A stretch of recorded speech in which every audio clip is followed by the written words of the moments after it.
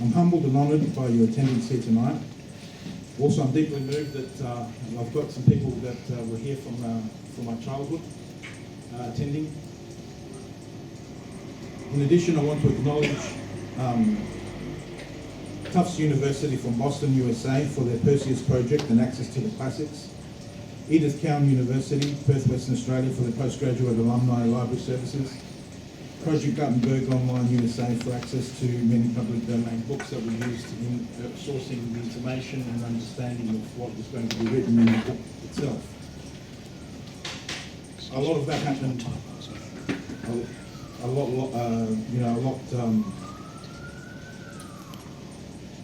a long time ago, and I've rehashed the interest in the subject of democracy from 2020 onwards. Before I speak about this book, I believe people should be given an opportunity to speak about their views. We have 3 different speakers tonight to assist. I hope they prepare the platform for introducing the book. Our first speaker is a man who has stood his guns and true to his cause since his career began, working for high-profile mainstream media companies like West Australian newspaper. He's one of the most respected journalists in Western Australia. He has spoken on radio stations like WA tourist radio programs headed by Mr. Barry Green. Mr. Jerry Roberts writes for the Light Australian newspaper currently. With vast extensive circulation, the paper is carrying a growing voice of democratic journalism. Please welcome Mr. Roberts as he approaches.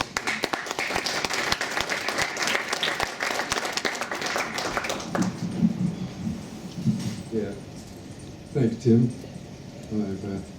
I should have written that myself. I would be more modest.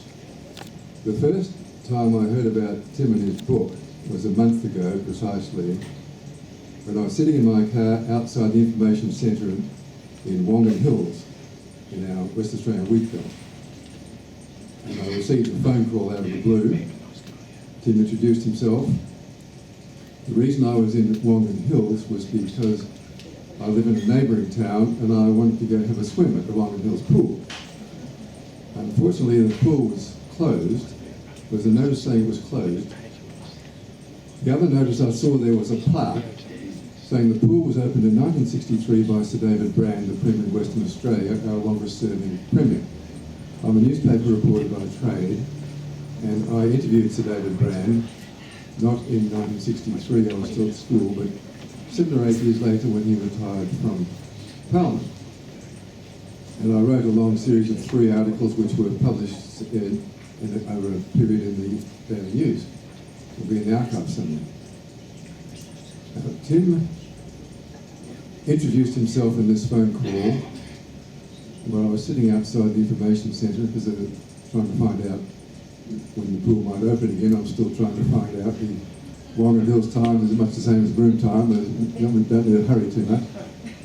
And I was simply too cold to get into the water anyway. And he said he got my phone number from Barry Green. And I said, that's fine. My phone number is not top secret. I'm very glad to. He didn't have to excuse himself for finding out where I was. Now, just a few days earlier, Barry interviewed me and Amy about the Light Australian newspaper, sitting on a park bench in Supreme Court Gardens on the corner of Barrack Street and St George's Terrace. And he was interviewing that for his tourist FM radio station, which broadcast out of East Perth. Barry also broadcast out of Donnybrook, where he lives, on community radio in the southwest. And I was listening to his interview with Dr. Neil Benson, who lives in Bunbury, and who's written a book about allergies. And I thought, well, a lot of people have allergies, and so I bought this book through my favourite bookstore in William Street. It's 100 pages, short chapters, neat sketches explaining how the body works. And I reviewed it for the Light Australian newspaper. And I think it's safe to say it's the only review I've written, or the only story I've written in the Light Australia which was not political. It was about eating your vegetables, green vegetables, soluble fibre, as the doctors say. Now it occurs to me that Tim might be hoping I'll review his book. It's only 500 pages of philosophy and history, a nice light read on a Saturday afternoon. And you're in with a chance, Tim. I mentioned it to my friend Jean Curthoys, who is a philosopher, who taught the first course in the philosophy of feminism at Sydney University. He's written a very good book, not light reading, called Feminist Amnesia, published by Routledge. So heavyweight stuff. And she checked you out on the internet, which I haven't done. I'll read the book with an open mind. And she said your philosophy is sound. So that's from an expert. I'll take her word for it. I'll take her word for it. Now, I know Barry. I've often done interviews with Barry. Barry's optimistic that we can turn around these dark times we're in. I'm not. I'm deeply pessimistic. The events of last week, when our Parliament pushed through, our government pushed through the digital ID, one of the crucial measures of what I call the COVID project. I've been writing about the COVID project, which I'm taking from 2019, 2020. By the COVID project, I mean not just the disease, and not just the lockdowns, and not just the needles, but wherever this is heading us to us, which is total tyrannical control. And this went through Parliament without a debate. The Labor Party pushed it through with the assistance of the Greens. Maybe somebody in the Greens can explain to me how digital ID for all of us is going to save the wombats and the whirlies and the forest and the koalas. I'll just give you a sneak preview of what I think Tim's book might be about, and of what I know that Gideon and Augusto are concerned, and many of us are concerned about.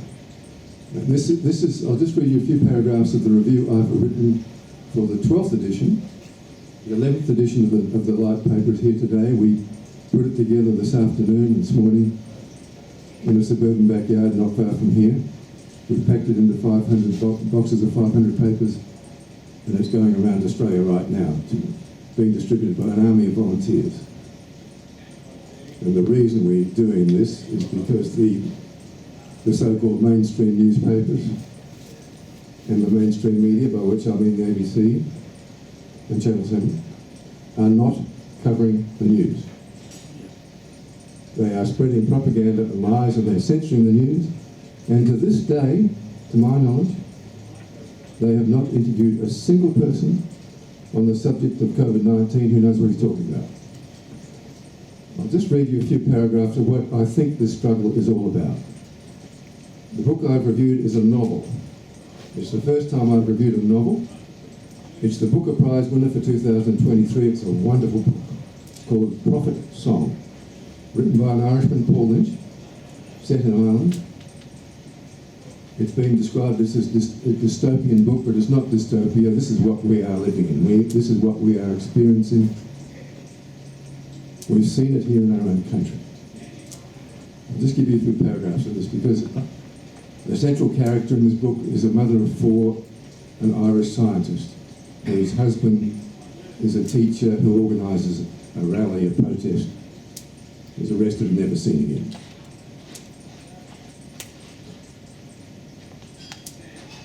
So this is what I've written for a future edition, for the next edition. The tyranny depicted in Prophet Song is a campaign to crush the spirit of the people. The reduction,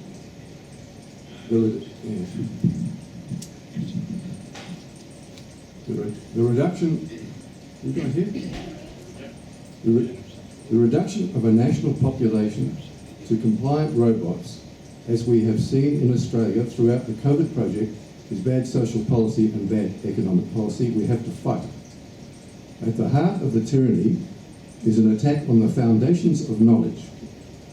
The writer defines the essence of the project in a conversation between Eilish and her father, who is also a scientist. Now this is a direct quote from the book. "We are scientists, Eilish.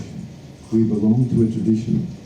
But tradition is nothing more than what everyone agrees on.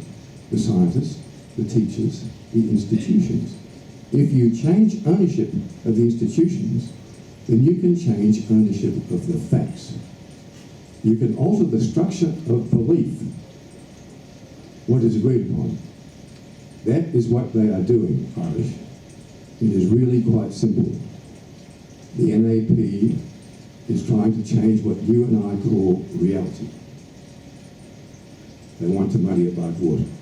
Now, the NAP in the book is the National Alliance Party. It's the equivalent of our Australian Labor Party or the Chinese Communist Party or various other clubs of conformity and cronyism, which people join to ease their path through life. The people here, I'm sure, and Tim and his brother, the father, have not chosen cronyism conformity. Tim has undertaken something I'm supposed to have done. I've piped down. I've never written a book. He's undertaken the task of writing a book on democracy, which is appropriate, of course. We're Greek, and I congratulate him, because to take on a book you have to have an idea, and you have to have the confidence that you can pull it all together and make sense of it. So we are in a new dark age, but there will always be, in the darkest of times, bastions of humanity where people fight back. And it looks like the Floreat Athena Football Club is one of them. And I'm delighted to be here. Thanks.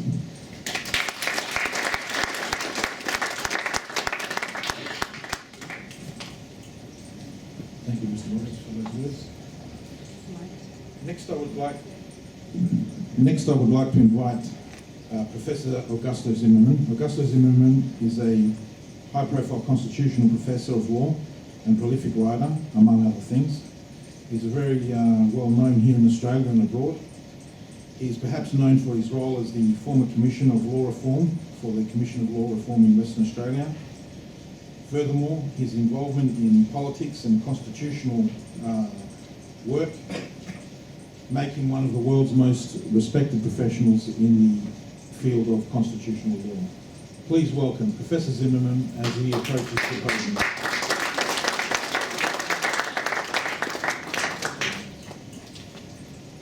Thank you. Can you hear? Yeah. It's an honor to be here. I know Tim for a long time now. I know his bravery. He has been engaged in the fight for freedom, which I believe to be so important now. This book is his contribution, and I'm really looking forward to reading the book, because I have a great admiration and respect for Tim. He's a friend of mine. We interact quite often via even social media, but in person as well. He has attended some of my book launches. He was attending my book with Gideon, Merchants of Death book, and another one called The Unlucky Country. So I'm delighted that I have the chance now to not only attend this event, but I can see so many wonderful people around, but also to grab my copy of the book and to be able to, certainly I have no doubt, to learn from him. We are facing a very difficult moment in history, and just I think it was 2 days ago, the Prime Minister has appointed a very woke Governor General to in theory represent the King. We know that these roles are exercised in a rather undesirable way, because the system is entirely corrupt, and there is no such thing as separation of powers anymore, no checks and balances. And I would even go to the point of stating that there is no rule of law. So, being a constitutional law academic, I must say that I had to speak out, even though I feel uncomfortable in doing so, because I just thought that I could, at this point in life, have a very comfortable and peaceful and quiet life. But the tyrants around are not allowing me to have the peace that I expect to have at this point in life, because they are actively engaged in destroying your lives. The former premier had very strong links with the Communist Party of China. He was even found, the former premier Magowan, praising China and Wuhan. I don't know why he referred to the place where the virus was released. But what he did was entirely against not only basic principles of the rule of law, but it was a violation of our constitutional rights and freedoms. Our constitution now has been completely disregarded. Important provisions in the constitution were disrespected by these oligarchs who hold you in utter contempt. When I was a law reform commissioner, my interactions with politicians in this place were rather unpleasant. And now I'm 100% sure that you are ruled by the oligarchs. I think he refers to them in the book. And these people are people who are in power because they are greedy, because they are evil, and because they want to exploit and oppress you. So unfortunately, that's the situation now. But there is time and there is opportunity for resistance. And I want to see this country to restore the rule of law. I want you to have your rights and freedoms given back to you because they were stolen from you. And these rights are not given by government. These rights are given by God. And what God gives, let no man take these rights away. The purpose of government is to protect your freedoms, is to protect your rights, and not to remove and undermine them. But you know, crises always serve as an excuse for oppressive regimes to act in violation of basic rules. And that's actually what they did. They trusted that people would be naive enough to believe in the narrative of the oppressive ruling elites. I'm sorry to call them elites. They are actually parasites. They are actually oligarchs. And because we believe in such a thing, we committed the same mistake that the Germans committed in the 1930s, when they actually had a ruler who actually used the emergency powers to disregard the Weimar Constitution. So every single dictatorial regime always starts with a crisis. It tends to be even a health one. And what I have to tell you is that you should not actually believe in government anymore. My, as I said, interactions proved my point. I can write about this. I have written even a book about this. That they are evil people who have no regard for you. And I have to say that perhaps God has called me for a time such as this. I was not born in Australia. I don't have the Australian accent. But I have a love for you and a passion for justice. And I'm not going to be silent anymore. And I hope you can join us in this fight for freedom against tyranny and against oppression. And it's not a joke. If you are defeated, the country is doomed. And you have to give an account not only for what you did to yourself, but for the future generations as well. We are here to protect our children, to protect our neighbors, and to have a good time even, because I would never be able to get to know this gentleman if we were not together in this fight. Thank you very much. God bless you, and let's keep up the good fight. Thank you.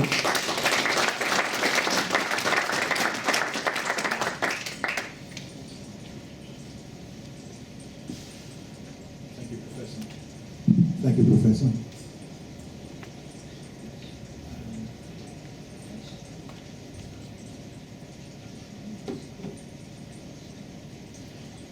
I would now like to introduce you to Father Kosmas, representing His Grace Athena of Kianion.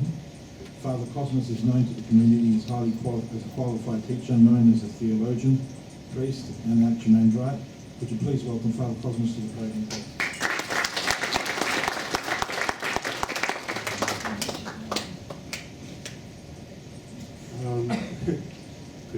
Good evening, and I'd like to express my gratitude to all you who have come here to support Tim, especially the special guests that he's invited. I think we're all equal, as he often tells us. We're all equal and created by God equally.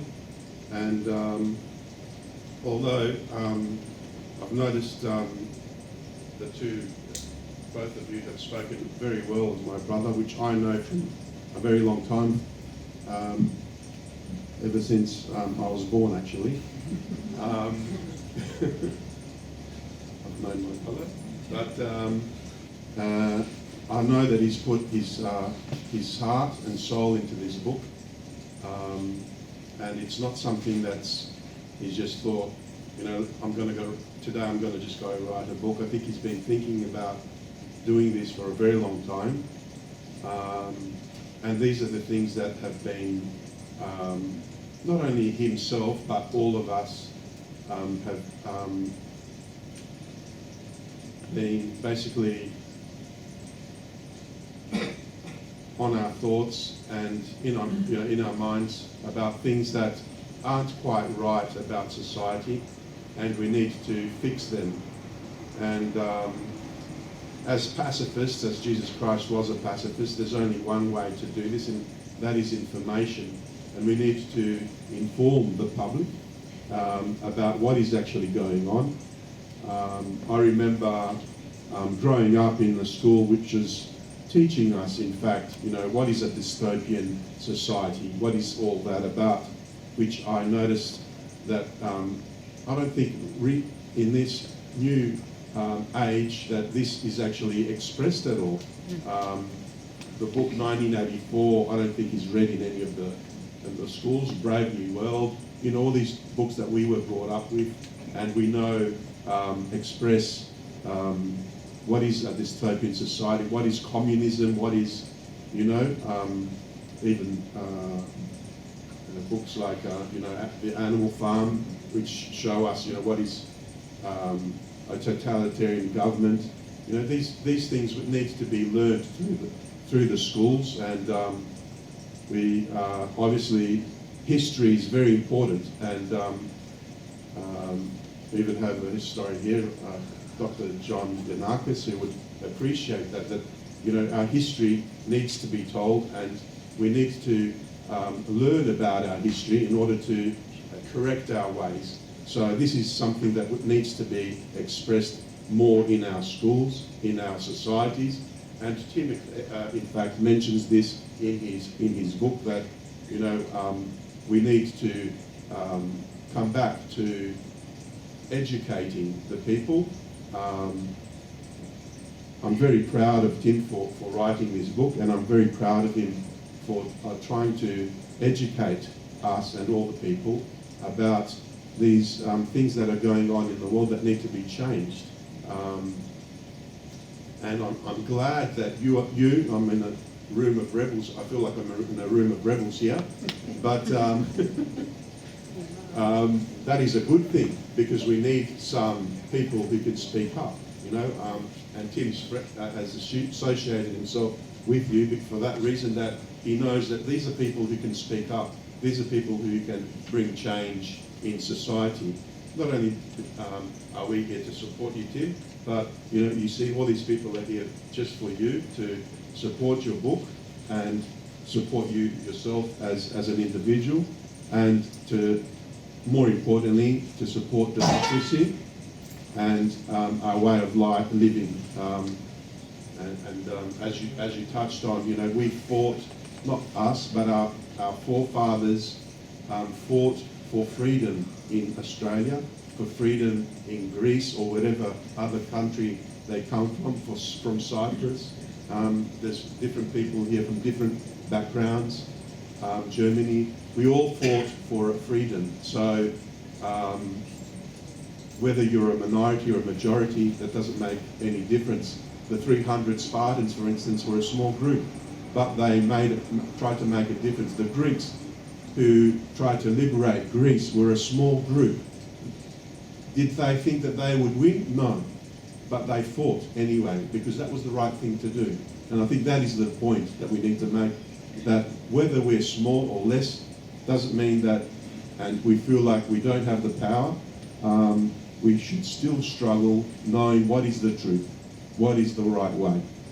So thank you, Tim. Congratulations for your new book. And should we lead any prayer? Or? Yeah. I wasn't prepared for a speech, but he just said just say a few words. So could you all just be upstanding?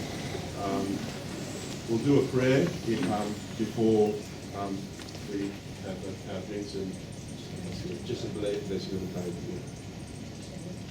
Our Father, who art in heaven, hallowed be thy name. Thy kingdom come, thy will be done, on earth as it is in heaven. Give us this day our daily bread, and forgive us our trespasses, as we forgive those who trespass against us. And lead us not into temptation, but deliver us from evil. For thine is the kingdom, the power, and the glory, Father, Son, and Holy Spirit, now and ever and ever to the ages of ages. Amen. Christ our God, bless this food and drink of your servants, for your holy now and ever to the ages of ages. Amen. Also like to give the blessing of His Eminence and His Grace, Bishop Elpidios of Kianeon, who has allowed me to come here instead of him, who he's very busy, as you know, with the prayer services throughout this 40 days of Lent, which we're still going, by the way, for our Easter, or Pascha we call it. You may be seated. Thank you.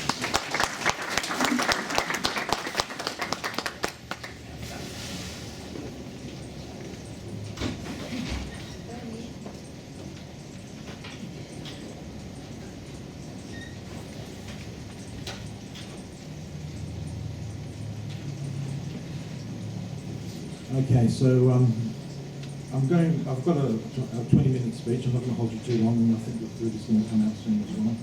So what I'm going to say is a few words on the book itself, just a brief overview of the content, why I wrote the book, what was the process of writing it, what's in the book, and finally who the book is actually designed or written for. So, why I wrote the book. Very rarely is there any one reason for taking a stance. Usually there are many reasons that add up to a logical, objective and rational choice. There's a loading in the philosophy itself because it requires us to understand a little bit more than what the sentences or the paragraphs are saying. It draws from our experiences personally. And to say to you, the system's broken and it needs to be fixed, is too simple in a way. That it requires a little bit more in-depth view to understand fully what I'm talking about. And just drawing back to the 2020, the period when the COVID period hit, I lost my job 3 times in 3 years. And that's not a normal thing to happen to people. I saw people turn around, I saw people around me seriously injured from the vaccines. Seriously injured with a limit on their lifespan. Rights and privileges had disintegrated. People representing us were powerless. Cost of living had become unbearable and tyrannical. We lost our ability to decide what goes into our own body. I thought, what could prevent this from happening again? What could stop this? I took the matter to federal court for my job dismissal. I took another matter regarding vaccine injury to our politicians. I said, if I organise 100 people to stand outside your office, would you then change your mind or use that as an excuse to come on side and help us change the law? Government doesn't work that way, they said.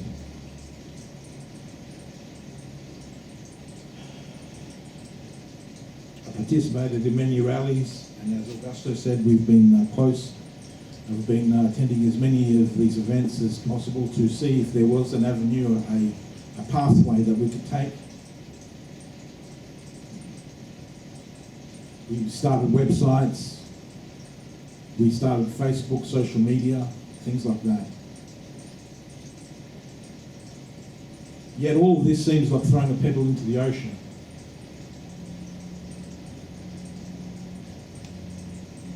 Yet all of these things point to the fact that we have the system there. We have a government. We have a system in place, and it's got the cogs, it's got the gears, it's got the mechanisms for a democracy to work. But it lacks the democratic process. The people just aren't being listened to. And Augusto has already given us a highlight, and so has Mr. Roberts, as to what the reason for that is. So many people are arguing with these tyrants, expecting some kind of outcome. There's a lot of people out there yelling and screaming and causing a fuss. And I thought, well, I was there once, doing the same thing. But I think the best way to describe that scenario is through a fable known as the Lamb and the Wolf. The wolf was in a forest. It saw a lamb by its mother, and nearby in a nearby paddock. The wolf crossed the stream to get to the lamb and its mother. The mother was so scared she distanced herself from the lamb. The other sheep also moved away from the wolf and the lamb. And then the wolf speaks to the lamb, saying, "Someone has trespassed on my stream and muddied the water, so I cannot drink." The lamb said, "I have no strength in my legs. I haven't even taken my first steps." The wolf then said, "You drank from my water, from the water in the stream." The lamb replied, "I've only tasted my mother's milk."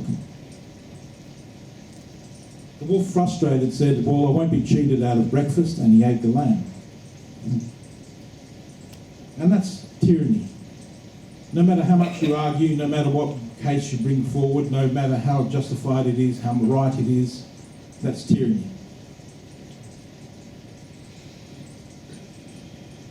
People are always looking to get help from others as well. There are some of you who might say, well, you can go to government and so forth. But let me explain something to you about how our politicians work in this current environment. The services our politicians have been tasked to do and provide for include household budgeting, superannuation, will writing, TAFE help, Centrelink help, Medicare, Justice of the Peace help, local council services, power of attorney and guardianship, issues with synergy, workers' rights, road and community safety, etc. Where in that list of job description that they received when they entered that parliament as part of their job, where does it say you will now look at the freedoms of the people, rights, and a democratic process? In other words, the system is an apex down system. It's broken because the people and the citizens are not part of the system itself. Even if our politicians wanted to help us, they can't. It's not in their job description.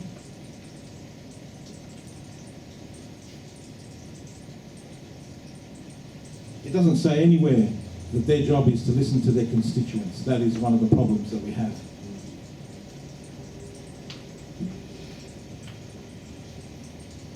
Some people are thinking this system is too much. I've got to escape from here. I've got to get out of this system. And we've got people trying to be survivalists, going out and being solo survivalists. Yet, some of us have a memory of days when people had their chook pens, lemon trees, vegetable gardens. Some of us even know how to preserve foods, olives, dried meats, sausages, tomatoes, pasta, fruits, and so forth. In other words, you can escape the grid by not necessarily moving off the grid itself, but being still part of society and becoming self-sufficient. You don't need to go to the supermarkets every day if you can afford and know how to live. You can actually be more self-sufficient than in the past. And these things are being looked at the moment. There's groups out in Heathbridge, there are groups popping up everywhere around self-sufficiency, because self-sufficiency is an indicator of freedom. Self-sufficiency is one of the several indicators of freedom, I should say. By being self-sufficient, we free ourselves of dependencies, including those that we become dependent for food. And one of the criteria for the monopolisation of food was to trap us into this Coles or Woolworths choice of food. We can't get our food from anywhere else. Over 80% of the foods in WA are imported, or were imported at one stage. And where does our crops go? Where do the foods that we grow go? So the next step I'd like to talk to you about is the process of writing the book, which started 10 years ago. I left it unfinished for many years, and as I mentioned before, it started again in 2020 to 2023. I had to delete half the book and start again, because a lot of the stuff actually becomes irrelevant when you're talking about modern things and modern systems and technologies and so forth. So I had to rewrite it in a more generic way to give it a bit more of a lifespan. In my eyes, there are some mistakes in it. It's not a perfect book, and I'm really glad that I've got good and positive feedback that it is a sound book. And from others who have read it as well, who have said to me that it is a good book. That gives me some kind of confidence to stand up here and actually talk about it a little bit. Now, our societal problems are many. There's a lot of societal problems going on that we have in our community, and I'm not making any promises, because I'm not a politician. I never will be a politician. My aim was to find a solution that I could spread and get more people involved through information, as Father Kosmas had said. So if we can inform people and if we can talk about the topic more openly amongst each other, rather than thinking, oh, well, am I going to rock the boat and things like that. If we can actually openly say what we think and feel about the topic, then it makes a difference, a big difference, because that spreads the word and that creates a wave, and that wave eventually will splash where we want it to splash. Now, what's the book about? It's got 12 chapters. I'm not going to go through all of them, but I will highlight the beginning and the end, as some of you might be wanting to read the book. Justification for Democracy is the first chapter. Then it's followed by something on defining democracy. It talks about prerequisites, the Athenian democracy, other issues and critiques, ethics, government peripheral issues, preserving the system, communism and capitalism, because it's still a current topic in our generation, the classes that exist within society, variations of government, and finally there's a synopsis. Those are the 12 chapters.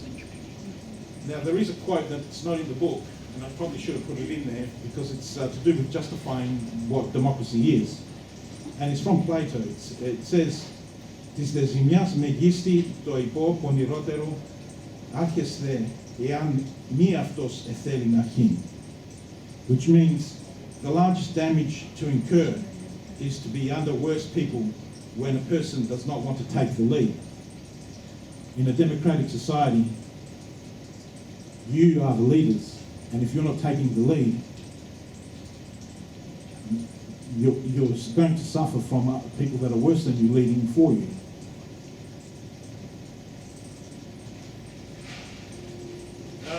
Of course, with philosophies, we tend to regenerate the same kind of concept. When we were marketing the book, we said it in different words, which might appeal to someone in a different way. When a person says with great emphasis and pride they do not have an interest in politics, which you often hear in people in public places, they are saying they have no interest in their own job, work, freedoms, rights, income, household affairs, or faith. All these things depend on our participation in politics. So these are the things that justify why democracy, why look at democracy. And there are many subsections and subheadings that are in the first part of the book that you'd be interested in, I'm sure of it. Now, for the technical details, there are some academics here, and I acknowledge that. And just to say that my categorisation of government systems is the same as Aristotle's, but slightly changed. It's got a system. We have a system where it's based on how many leaders are in charge. We have definitions that are based on how many leaders are in charge. So Aristotle's systems match pretty closely what I'm about to describe here, but mine's a little bit different, and I'll explain why. When it's one leader, it can be called a monarchy. When it's several leaders, we can call them an oligarchy. When the majority are leading, we can call them different names, including democracy, but when we're just taking into account how many are leading, we could call it a demarchy, meaning the demos and the leaders of the government. But what differentiates that from a democracy is the fact that democracy means the holding of power by the people. The suffix on the end, coming from the Greek kratos, means that it's actually a holding of power by the people, which makes it a world of difference. And so when we look at the number of people leading and the quality of the system, we have monarchy and versus an autocracy, which are both one person leading, but the monarchy is the better system of the two. It's supposed to be. Aristocracy is the better system of the oligarchy, and democracy is the better system of the other systems that are available. Now, in the book, I'll go through extreme lengths to highlight the fact that the chances of finding a monarchy are so slim that you may as well say they don't exist. The chance that we have an aristocracy, elites or people with philosopher type of minds are leading us with all good intent and passion, is also unlikely. And that's why we tend to call them autocratic institutions, oligarchical institutions, and either democracy or one of its variants, which are demarchy, oculus, and plutocracy. Plutocracy means a majority vote. So, ladies and gentlemen, there is just one small thing that I want to highlight towards the end of the book.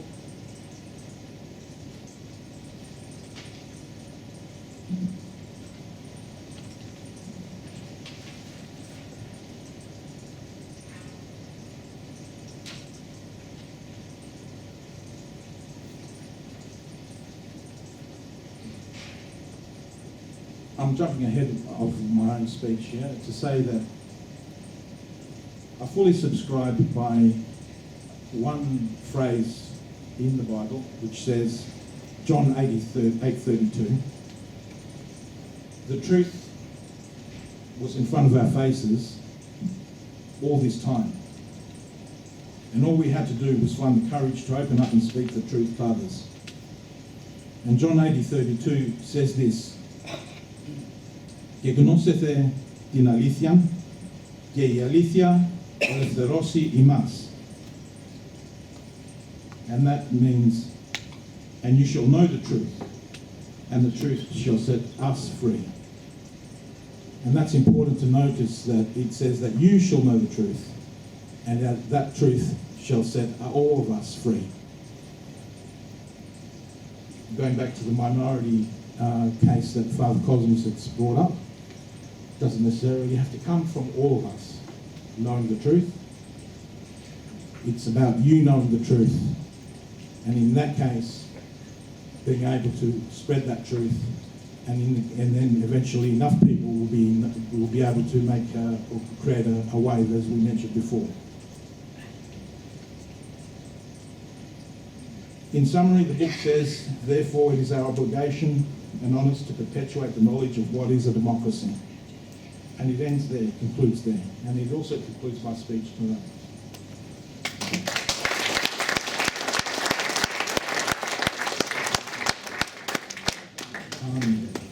as you noticed, we'll be moving from here eventually, and the bookstore will be open for sales. And the bar should be open for us tonight. And the fruits should be coming out soon. I'll just prompt them to bring them out because I know that I'm sure there's a pretty fetish at the moment. All right, so thank you very much once again.